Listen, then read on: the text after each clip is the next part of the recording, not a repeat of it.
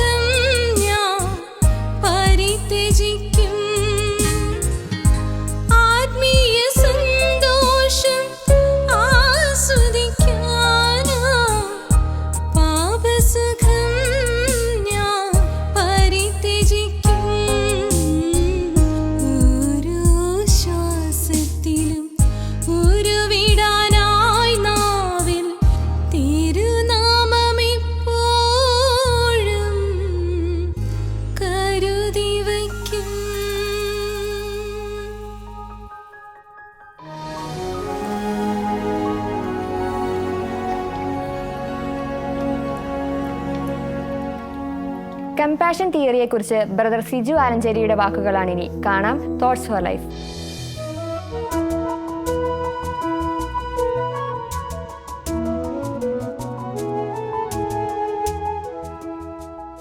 സ്നേഹമുള്ളവരെ, എല്ലാ മനുഷ്യർക്കും വേണ്ടതും എല്ലാ മനുഷ്യരും ഏറെ ആഗ്രഹിക്കുന്നതുമായ ഒരു വലിയ പുണ്യമാണ്, ക്വാളിറ്റിയാണ് കമ്പാഷൻ. അതിന് പല പേരുകളുണ്ട്. ആർദ്രത, കരുണ, കമ്പാഷൻ, ഒത്തിരി പേരുണ്ട്. അനുകമ്പ. ശരിക്കും 4 സുവിശേഷങ്ങളിൽ നമ്മൾ വായിക്കുന്ന, പരിചയപ്പെടുന്ന ഈശോ എന്ന the complete man, the complete God, പരിപൂർണ ദൈവം, പരിപൂർണ മനുഷ്യൻ. ഈശോയിൽ ഏറ്റവും അധികം ഉണ്ടായിരുന്ന ഒരു പുണ്യം, നന്മ ഈ ഒരു കമ്പാഷനാണ്, ഈ ഒരു കരുണയാണ്, ആർദ്രതയാണ്. ഈശോ പറയുന്നില്ലേ, കരുണയുള്ളവർ ഭാഗ്യവാന്മാർ. മലയിലെ പ്രസംഗമാണ്. അവർക്ക് കരുണ ലഭിക്കും. ജനക്കൂട്ടത്തെ കണ്ടപ്പോൾ അവന് അവരോട് കരുണ തോന്നി, അലിവ് തോന്നി, അനുകമ്പ തോന്നി, ആർദ്രത. ഇതിന് പറയുന്ന ഒരു മാനേജ്മെൻറ്റ് വാക്കാണ് കമ്പാഷൻ. നമ്മളെല്ലാം ഒത്തിരി ആഗ്രഹിക്കുന്നുണ്ട്, കുറച്ചുകൂടി ആൾക്കാർ എന്നോട് കരുണ കാണിച്ചിരുന്നെങ്കിലെന്ന്. നമുക്കൊത്തിരി ആഗ്രഹമുണ്ട് മറ്റുള്ളവരോട് കുറച്ചുകൂടി കരുണയോടെ. പ്രിയപ്പെട്ടവരെ, കുറച്ചുകൂടി നമുക്ക് കരുണയോടെ, ഈ കരുണയുടെ സംസ്കാരം കാലഘട്ടത്തിൽ കുറച്ചുകൂടി വേണമെന്നാണ് ഒരുപാട് വാർത്തകളും ഒരുപാട് സാഹചര്യങ്ങളും നമ്മളോട് പറയുക, പഠിപ്പിക്കുക. ഞാൻ 2 പേരെ ഒന്ന് പരിചയപ്പെടുത്താം. 2 സംഭവങ്ങളാണ്. ഒരുപക്ഷെ ഡോക്ടർ APJ അബ്ദുൽ കലാമിൻ്റെ വിങ്സ് ഓഫ് ഫയർ എന്ന പുസ്തകം വായിച്ചിട്ടുള്ള, അദ്ദേഹത്തിൻ്റെ ജീവിതം അടുത്ത് അറിഞ്ഞിട്ടുള്ള എല്ലാ വ്യക്തികൾക്കും ഈ 2 സംഭവങ്ങൾ അറിയാം. ഒന്ന് അദ്ദേഹത്തിൻ്റെ സ്വന്തം ഉപ്പയെക്കുറിച്ചാണ്, ജലാലുദ്ദീൻ. ഒരിക്കൽ പണി കഴിഞ്ഞ് വിശ്രമിക്കാൻ വൈകുന്നേരം വീട്ടിലേക്ക് വരുന്ന ഈ ഉപ്പ ജലാലുദ്ദീൻ, അന്ന് പതിവ് പോലെ ചപ്പാത്തിയായിരുന്നു. പക്ഷെ അല്പം കരിഞ്ഞു പോയി ചപ്പാത്തി.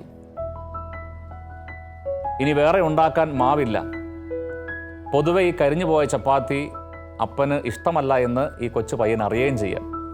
പക്ഷെ എന്തു ചെയ്യാം, ഉമ്മച്ചി ഉണ്ടാക്കിയപ്പോൾ അത് കരിഞ്ഞുപോയി. പക്ഷെ ഒട്ടും പരിഭവമില്ലാതെ ഈ കരിഞ്ഞു പോയ ചപ്പാത്തി ഒത്തിരി സന്തോഷത്തോടെ ഭക്ഷണം കഴിച്ച്, അത്താഴം കഴിഞ്ഞ് അവർ പ്രാർത്ഥനയും ഒക്കെ കഴിഞ്ഞ് കിടക്കാൻ പോയി. പക്ഷെ അപ്പോൾ മുതൽ ഈ കൊച്ച് അബ്ദുൽ കലാമിൻ്റെ മകൻ്റെ മനസ്സിൽ ഒരു വലിയ ആശങ്ക, ഒരു സംശയം. എന്താണ് ഉപ്പയ്ക്കൊന്ന് പറ്റിയത്? ഉറങ്ങാൻ പോയ ഉപ്പയുടെ അടുത്തേക്ക് ഈ കൊച്ചുമകൻ ചെന്നിട്ട് തട്ടി വിളിച്ചിട്ട്, ഉപ്പ, സത്യമായിട്ടും ഇന്നത്തെ കരിഞ്ഞു പോയ ചപ്പാത്തി ഉപ്പയ്ക്ക് ഇഷ്ടമായിരുന്നോ? സാധാരണ ഇഷ്ടമല്ല എന്നെനിക്കറിയാം. ഈ പ്രിയപ്പെട്ട ഉപ്പ മകനെ ഇങ്ങനെ ചേർത്ത് നിർത്തി പറഞ്ഞു, മോനെ, ശരിയാണ്, കരിഞ്ഞു പോയ ചപ്പാത്തി ഒരു ദിവസമൊക്കെ തിന്നാൽ കുഴപ്പമില്ല. ഒരു ദിവസമൊക്കെ തിന്നാലും കുഴപ്പമില്ല. ഒരു ദിവസമൊക്കെ നമുക്ക് തിന്നാൻ പറ്റും, സാരമില്ല. ഒരു ദിവസമല്ലേ, ഇത്തിരി അല്ലേ ഉള്ളൂ, സാരമില്ലടാ. ഇനി അടുത്ത കൊടുത്ത വാക്കാണ് പ്രിയപ്പെട്ടവർ, അടുത്ത ആ ഒരു ഉപദേശമാണ്, അഥവാ ഒരു മെസ്സേജാണ്. ഞാൻ പറയും, ഈ ചെറിയ മനുഷ്യനെ, ഈ ചെറിയ മകനെ ഒരു വലിയ മനുഷ്യനാക്കി വളർത്താൻ ശരിക്കും ആർദ്രതയുള്ള, കരുണയുള്ള, കമ്പാഷനേറ്റായ ഒരു ഡോക്ടർ APJ അബ്ദുൽ കലാമാക്കി മാറ്റിയത് ഈ ഉപ്പയുടെ അന്ന് മുതൽ കൊടുത്ത ആ ഒരു വലിയ ഫോർമേഷനാണ്. അത് ആരംഭിച്ചത് ഈ വീട്ടിലാണ്.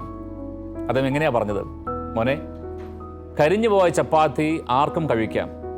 പക്ഷേ ഈ കരിഞ്ഞു പോയ ചപ്പാത്തിയെക്കുറിച്ച് നിൻ്റെ പ്രിയപ്പെട്ട ഉമ്മച്ചിയോട് ഞാൻ എന്തെങ്കിലും ഒന്ന് മുഖം കറുത്ത്, ദേഷ്യപ്പെട്ട്, സങ്കടത്തോടെ ഒന്ന് പരിഭവം പറഞ്ഞാൽ, പ്രത്യേകിച്ചും നിങ്ങളുടെ മക്കളുടെ മുൻപിൽ വെച്ച് അവളെ ഒന്ന് കൊച്ചാക്കി പറഞ്ഞാൽ, ദേഷ്യപ്പെട്ടാൽ, പകലന്തിയോളം നമുക്ക് വേണ്ടി പണിയെടുക്കുന്ന പ്രിയപ്പെട്ട ഉമ്മയ്ക്ക് അത് താങ്ങാൻ പറ്റിയെന്ന് വരില്ലടാ മോനെ.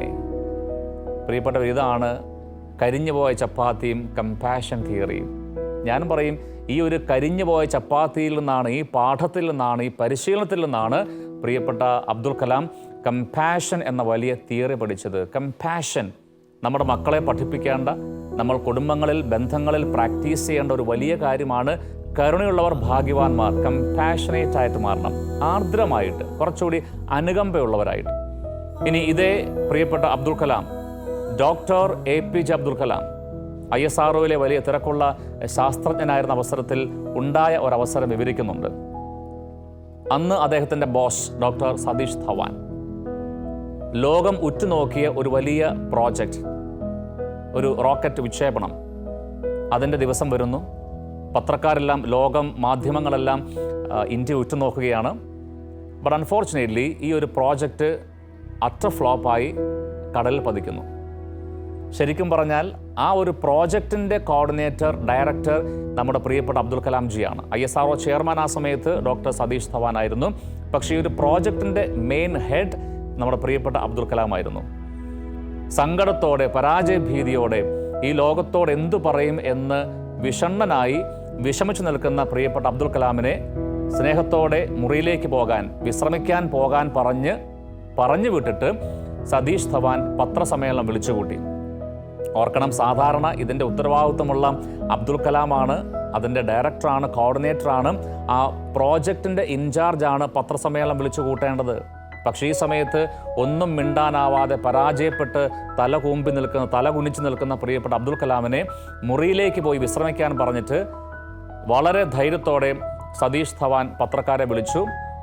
വി ഫെയിൽഡ്, ഞങ്ങൾ പരാജയപ്പെട്ടു. ഇത്തവണ ഞങ്ങൾ പരാജയപ്പെട്ടു. പക്ഷേ പേടിക്കേണ്ട, അടുത്ത വർഷം ഇതേ സമയത്ത് ഇതിനു മുൻപ് തന്നെ ഇത് വിജയത്തിൽ ഞങ്ങൾ എത്തിച്ചിരിക്കും. That's all, thank you very much. അവസാനിപ്പിച്ചു. പ്രിയപ്പെട്ടവരെ, അടുത്ത വർഷം ഇതേ സമയത്ത് എല്ലാവരും ഉറ്റുനോക്കുകയാണ്. ഏറ്റവും വിജയകരമായി ഈ ഒരു പ്രോജക്റ്റ് അത് എത്തേണ്ട സ്ഥലത്ത് അതൊക്കെ എത്തുന്നു. ലോകം കൈയടിക്കുന്നു. ശരിക്കും പറഞ്ഞാൽ കഴിഞ്ഞ വർഷത്തെ കണക്ക് വെച്ചാണെങ്കിൽ കഴിഞ്ഞ വർഷത്തെ പത്രസമ്മേളനം നടത്തിയ ഡോക്ടർ സതീഷ് ധവാനാണ് ഈ വർഷവും being the chairman of ISRO ഈ ഒരു പ്രോഗ്രാമിൻ്റെ പ്രസ് മീറ്റുകൾ വിളിച്ചു കൂട്ടേണ്ടത്, പത്രക്കാരെ കാണേണ്ടത്. പക്ഷെ ഇവിടെ പ്രിയപ്പെട്ട ധവാൻ ചെയ്തത്, ക്യാബിനിലേക്ക് മടങ്ങി പ്രിയപ്പെട്ട ഡോക്ടർ APJ അബ്ദുൽ കലാമിനെ മുൻപിലേക്ക് പറഞ്ഞു, you go and meet the press. താങ്കൾ പോയി പത്രക്കാരെ കാണുക, വിജയം ആഘോഷിക്കുക. പ്രിയപ്പെട്ടവർ, ഇതിൻ്റെ പേരാണ് കമ്പാഷൻ. ഒരു പരാജയം വന്നപ്പോൾ വളരെ സേഫായിട്ട് മാറ്റി നിർത്തി ആ പരാജയത്തിൻ്റെ ഉത്തരവാദിത്വം താനും കൂടി ഏറ്റെടുത്ത് ഉണ്ടാകാമായിരുന്ന പരിഹാസങ്ങളിൽ നിന്നും അപമാനങ്ങളിൽ നിന്നും തൻ്റെ കൂടെയുള്ളവരെ ബോധപൂർവം രക്ഷിച്ച് അതിൻ്റെ ആ ഒരു ഭാരം ഏറ്റെടുത്ത് എന്നാൽ വിജയം ആഘോഷിക്കുവാൻ താൻ അല്പം ഒന്ന് പിന്നിലേക്ക് മാറി കൂടെയുള്ളവരെ മുൻപിലേക്ക് കയറ്റി നിർത്തുന്ന ഈ ഒരു വലിയ സ്കിൽ, ലൈഫ് സ്കില്ലാണത്. ഇതൊരു വലിയ നൈപുണ്യമാണ്, നിപുണതയാണ്. ഇതിന് മാനേജ്മെൻറ്റിൽ പറയുന്ന പേരാണ് എംപതി, കമ്പാഷൻ. എംപതറ്റിക് ആവണം, കമ്പാഷനേറ്റ് ആവണം, കുറച്ചുകൂടി കരുണയോടെ. നമുക്കെല്ലാം അറിയാം, ഈ കമ്പാഷൻ, എംപതി 3 വിധമുണ്ട്. ഒന്ന് കോഗ്നിറ്റീവാണ്, ആ വാക്കിൽ തന്നെയുണ്ട്, ചിന്തയാണ്. ഐ ക്യാൻ അണ്ടർസ്റ്റാൻഡ് യു, എനിക്ക് തന്നെ മനസ്സിലാക്കാൻ പറ്റുന്നുണ്ട്. ഐ അണ്ടർസ്റ്റാൻഡ്, ഞാൻ മനസ്സിലാക്കുന്നുണ്ട്. 2 കുറച്ചുകൂടി അഫക്റ്റീവാണ്, അല്ലെങ്കിൽ കുറച്ചുകൂടി ഇമോഷണലാണ്. ഞാൻ മനസ്സിലാക്കുന്നുണ്ട്, എനിക്കത് ഫീൽ ചെയ്യാൻ പറ്റുന്നുണ്ട്. ഇനി 3ാമത്തേതാണ് പ്രിയപ്പെട്ടവരെ, കമ്പാഷനേറ്റ് എംപതി എന്ന് പറഞ്ഞാൽ എനിക്ക് തന്നെ മനസ്സിലാവുന്നുണ്ട്, എനിക്ക് തന്നെ കുറച്ചുകൂടി ഒന്ന് ഫീൽ ചെയ്യാൻ പറ്റുന്നുണ്ട്, എനിക്ക് തന്നെ സഹായിക്കാനും പറ്റുന്നുണ്ട്. ഈ ഒരു ഹെൽപ്പിംഗ് ലെവൽ ഓഫ് എംപതിയാണ് ശരിക്കും ആർദ്രത, കമ്പാഷൻ. ശരിയല്ലേ? നിങ്ങൾ തന്നെ ഇവർക്ക് ഭക്ഷണം കൊടുക്കുവിൻ, ഈശോ പറഞ്ഞു. വരിയായി ഇരിക്കുന്ന ജനക്കൂട്ടത്തിന് നിങ്ങൾ തന്നെ ഭക്ഷണം കൊടുക്കുവിൻ. ഈശോയ്ക്ക് അപ്പോഴും അറിയാം ഇവരുടെ കയ്യിലൊന്നുമില്ല. അതുകൊണ്ട് ഈ കോഗ്നിറ്റീവും ഈ അഫക്റ്റീവും ഇമോഷണലും അതും കടന്ന് അവരെ സഹായിക്കാൻ എന്തുണ്ട് കയ്യിൽ? 5 അപ്പമുണ്ട്, 2 മീനുണ്ട്, കൊണ്ടുവാ. അങ്ങനെയാണ് 5000ങ്ങളും 10000ങ്ങളും ഈ വലിയ ജനക്കൂട്ടം തൃപ്തരായത്. പ്രിയപ്പെട്ടവർ, ഇത് ഒരു ഹെൽപ്പിംഗ് മെൻറ്റാലിറ്റിയാണ്. മറ്റുള്ളവരെ മനസ്സിലാക്കൽ, മറ്റുള്ളവരെ അനുഭവിക്കൽ, മറ്റുള്ളവരെ ഒന്ന് ഹെൽപ്പ് ചെയ്യുന്ന, സഹായിക്കുന്ന ലെവലിലേക്ക് വളരുമ്പോഴാണ് നമ്മുടെ എംപതി കുറച്ചുകൂടി കമ്പാഷനേറ്റ് ആയിട്ട് മാറുക. ഒരു ഉദാഹരണം പറഞ്ഞാൽ, നിങ്ങളുടെ ഒരു പ്രിയപ്പെട്ട കൂട്ടുകാരി, നിങ്ങളൊരു അധ്യാപകനാണെങ്കിൽ, അധ്യാപികയാണെങ്കിൽ, നിങ്ങൾ പഠിപ്പിക്കുന്ന ക്ലാസ്സിലെ വിദ്യാർത്ഥികളിൽ ഒരു പാവപ്പെട്ട പയ്യൻ, ഒരു പാവപ്പെട്ട പെൺകുട്ടി, 8ാം ക്ലാസ്സിൽ 7ാം ക്ലാസ്സിൽ പഠിക്കുന്ന ഒരു പാവപ്പെട്ട വീട്ടിലെ മകൾ നിങ്ങളുടെ ക്ലാസ്സിലുണ്ട് എന്നങ്ങ് സങ്കല്പിക്കുക. നിങ്ങൾക്ക് ഒത്തിരി സാമ്പത്തികമായ ബുദ്ധിമുട്ടുള്ള ഒരു കൂട്ടുകാരി ഉണ്ട് എന്ന് സങ്കല്പിക്കുക. അവൾക്ക് ഫീസ് അടയ്ക്കാൻ പറ്റിയിട്ടില്ല, പരീക്ഷാ ഫീസ് അടയ്ക്കാൻ അവൾക്ക് ഇനിയും പറ്റിയിട്ടില്ല. നിങ്ങൾക്ക് കോഗ്നിറ്റീവായ ഈ തിങ്കിങ് ലെവൽ ഓഫ് എംപതി ഉള്ള വ്യക്തിയാണെങ്കിൽ നിങ്ങൾ സിംപ്ലി മനസ്സിലാക്കും, അവൾക്ക് പറ്റിയിട്ടില്ല, എനിക്കെന്നാ ചെയ്യാൻ പറ്റും? ഇവളെ പോലെ എത്രയോ ആൾക്കാരുണ്ട്. ഇപ്പം എൻ്റെ ക്ലാസ്സിൽ പഠിക്കുന്ന 7ാം ക്ലാസ്സുകാരി, ഈ പെൺകുട്ടിക്ക് ശരിയാണ് കോവിഡൊക്കെ ബാധിച്ച് അല്ലെങ്കിൽ അങ്ങനെയുള്ള കാര്യങ്ങളൊക്കെ വന്ന് ബുദ്ധിമുട്ടായി, അപ്പൻ കിടപ്പിലാണ്, അമ്മ കിടപ്പിലാണ്, പക്ഷേ അവൾ അടച്ചിട്ടില്ല, എനിക്കെന്ത് ചെയ്യാൻ പറ്റും? ഇതാണ് കോഗ്നിറ്റീവ് ലെവൽ ഓഫ് എംപതി. പ്രിയപ്പെട്ടവർ, അവിടെ കൊണ്ട് നിൽക്കരുത്. ഇനി രണ്ട് കുറച്ചുകൂടി ഇമോഷണലാണ്. മനസ്സിലാക്കൽ അത് അനുഭവിക്കലാണ്. ഞാൻ നോക്കട്ടെ എനിക്ക് എന്ത് ചെയ്യാൻ പറ്റുമെന്ന്. എടാ നിനക്ക് വേണ്ടി എന്ത് ചെയ്യാൻ പറ്റും ഞാൻ നോക്കട്ടെ. എടി നിനക്ക് വേണ്ടി എന്ത് ചെയ്യാൻ പറ്റുമെന്ന്. എടാ നിനക്ക് വേണ്ടി എന്ത് ചെയ്യാൻ പറ്റുമെന്ന് ഞാൻ ശ്രമിച്ചു നോക്കട്ടെ. ഇത് രണ്ടാമത്തെ ലെവലാണ്. പക്ഷേ പ്രിയപ്പെട്ടവരെ, അവിടെ നിൽക്കരുത്. കുറച്ചുകൂടി മുൻപോട്ട് പോകണം. അവനെ ഹെൽപ്പ് ചെയ്യണം. പ്രിയപ്പെട്ട അധ്യാപകരാണെങ്കിൽ, അധ്യാപികയാണെങ്കിൽ, പ്രിയപ്പെട്ട കൂട്ടുകാരനാണെങ്കിൽ അവൾ പോലും അവൻ പോലും അറിയാതെ അവന് വേണ്ടി ഒരു ചെറിയ പിരിവെടുത്ത് കൂട്ടുകൂടി എല്ലാവരുടെയും കളക്ഷൻ സ്വീകരിച്ച് അവൻ്റെ ഫീസ് അടച്ച് അവൻ പോലും അറിയാതെ അവൻ്റെ റെസീറ്റ് കയ്യിൽ കൊണ്ട് കൊടുക്കുന്നിടത്താണ് ഈശോ പറഞ്ഞ കരുണയുള്ളവർ ഭാഗ്യവാന്മാർ, അവർക്ക് കരുണ ലഭിക്കും. Compassionate empathy. നിങ്ങളുടെ പ്രിയപ്പെട്ട ക്ലാസ്സിലെ ആ വിദ്യാർത്ഥിക്ക് അവൾ പോലും അറിയാതെ സ്റ്റാഫ് റൂമിൽ നിങ്ങൾ മാത്രം അറിയുന്ന 2-3 ടീച്ചേഴ്സുമായിട്ട് കൂടിയാലോചിച്ച് നിങ്ങളും ഒരു വിഹിതം കൊടുത്ത് അവളുടെ ഫീസ് അവൾ പോലും അറിയാതെ അടച്ച് ആ റെസീറ്റ് കുട്ടിയുടെ കയ്യിൽ കൊടുക്കുന്നിടത്താണ് പ്രിയപ്പെട്ട അധ്യാപകരെ, പ്രിയപ്പെട്ടവരെ, ഈ ഒരു കമ്പാഷൻ. അതുകൊണ്ട് വെറുതെ കോഗ്നിറ്റീവ് തലകൊണ്ട് ചിന്തിച്ച് അവസാനിപ്പിക്കരുത്. ഒത്തിരി പേരിങ്ങനെയാണ്. അവർക്ക് ബുദ്ധിമുട്ടുണ്ട്, ആ കുടുംബത്തിന് സങ്കടമുണ്ട്. മദർ തെരേസയുടെ ജീവിതത്തിലെ അതിമനോഹരമായ ഒരു കുറിപ്പ് നമുക്കെല്ലാം അറിയാം. 5 ദിവസങ്ങളായിട്ട് 4-5 ദിവസങ്ങളായിട്ട് മുഴുപ്പട്ടിണിയിലായിരുന്ന ഒരു കുടുംബത്തിന് അല്പം അരിയും സാധനങ്ങളും കൊടുത്തപ്പോൾ ഈ മദറിനെ സാക്ഷി നിർത്തി ആ പാവപ്പെട്ട കുടുംബം, അവിടുത്തെ അമ്മ ഓടുകയാണ്. ഈ അരിയുടെ സാധനത്തിൻ്റെ ദാനമായിട്ട് കിട്ടിയ ഈ അരിയുടെ സാധനത്തിൻ്റെ ഒരു പങ്കുമായിട്ട് ഈ സ്ത്രീ ഓടുകയാണ്.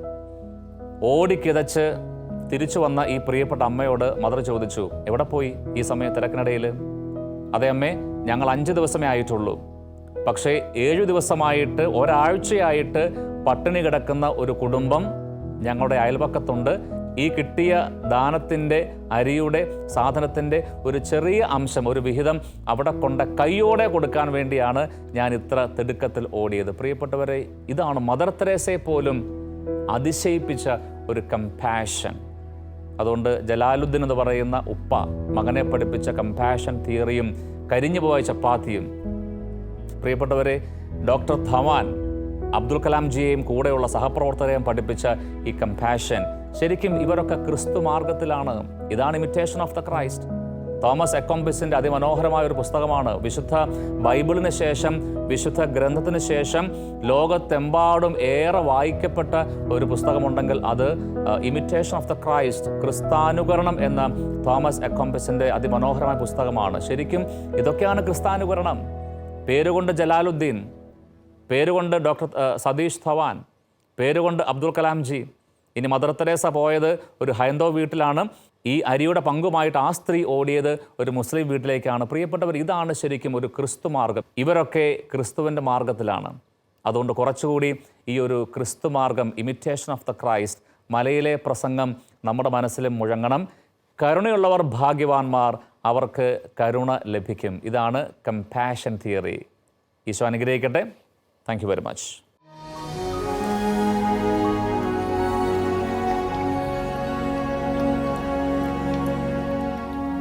സെൽഫി എന്ന വീഡിയോയുമായി നിഷ ചേച്ചി റെഡിയാണ്. കാണാം പോസിറ്റീവ് വൈബ്സ്.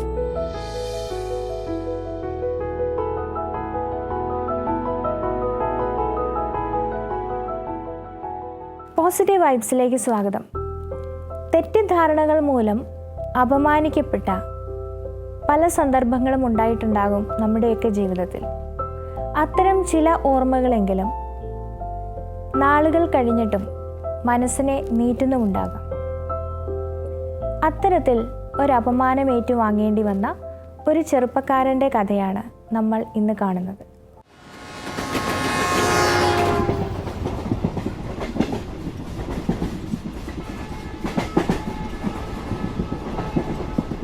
जंजीर लिखो, जंजीर लिखो ना। जंजीर, थैंक यू। क्या लगा? क्या पता, अभी मिक्सर इस्त्री है। Hello hello hello hello hello. ए, ठीक से खड़ा नहीं रह सकता है। मोबाइल रख रहा था। मोबाइल रख रहा है।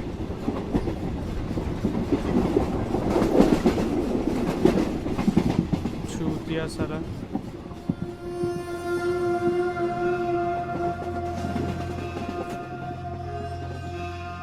ठीक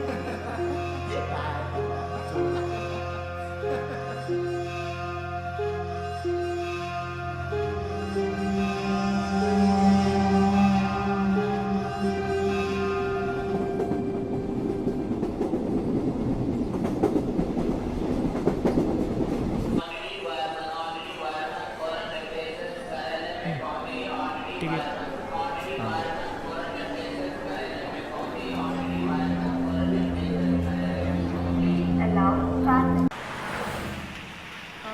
भैया बांद्रा चलोगे?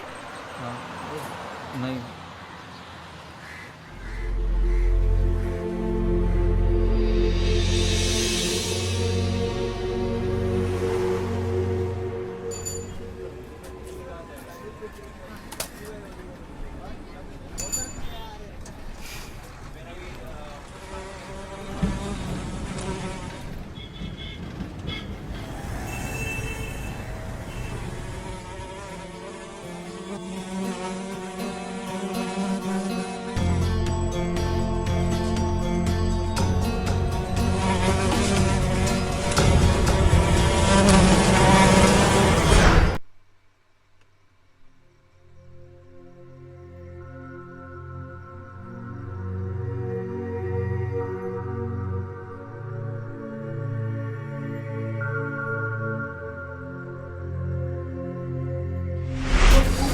चूतिया साला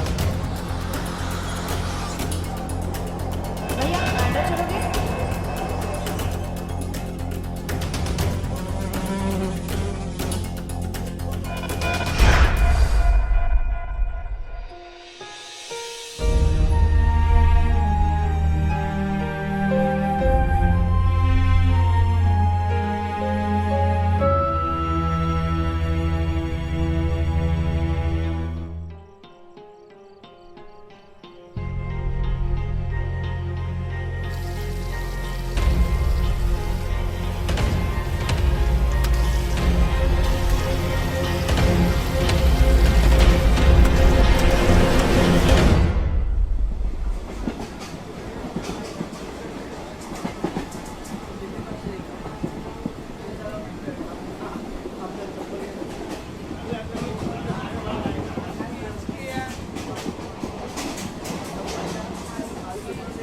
क्या रे ठीक से खड़ा नहीं रह सकता अरे भाई साहब पर बैठ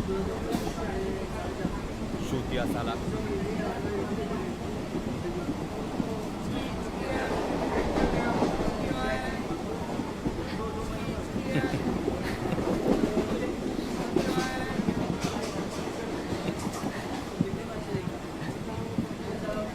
क्या हुआ? वो भाई साहब थोड़ा हाँ चोर बोले बुरा लगा होगा ना। नहीं ऐसी बात नहीं है वो क्या है ना ये भाई साहब मुझे घाटकोपर से जानते हैं और मैं अपने आप को 21 साल से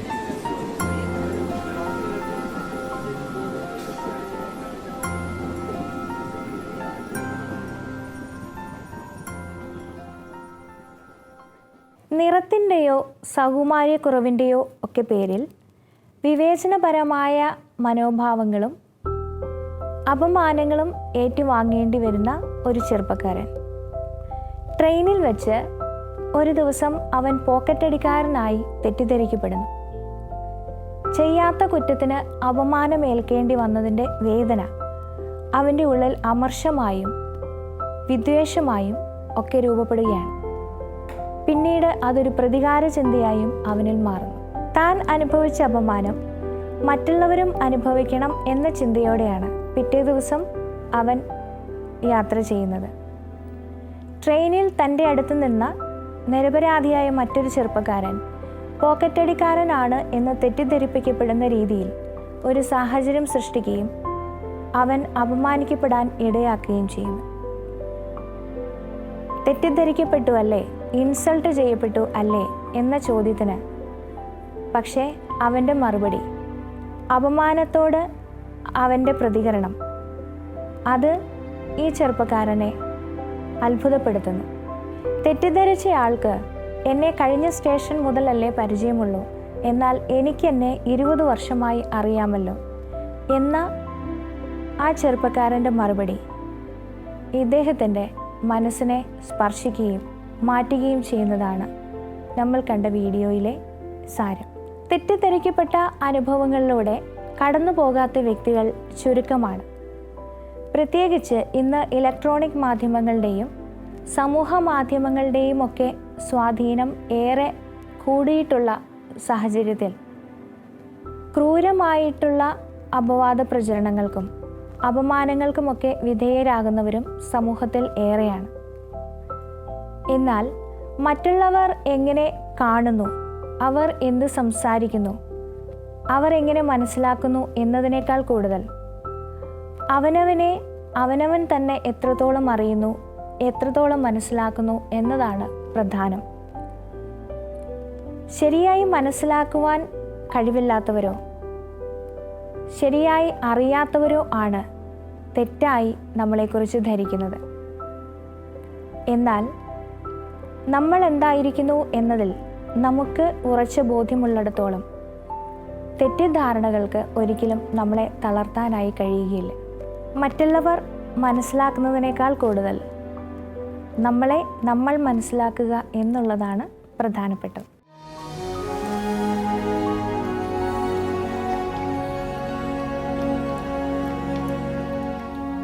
വിശുദ്ധ ഇഗ്നേഷ്യസ് ലയോളയുടെ വാക്കുകൾ ഒരിക്കൽ കൂടി ഓർമ്മിപ്പിക്കുന്നു.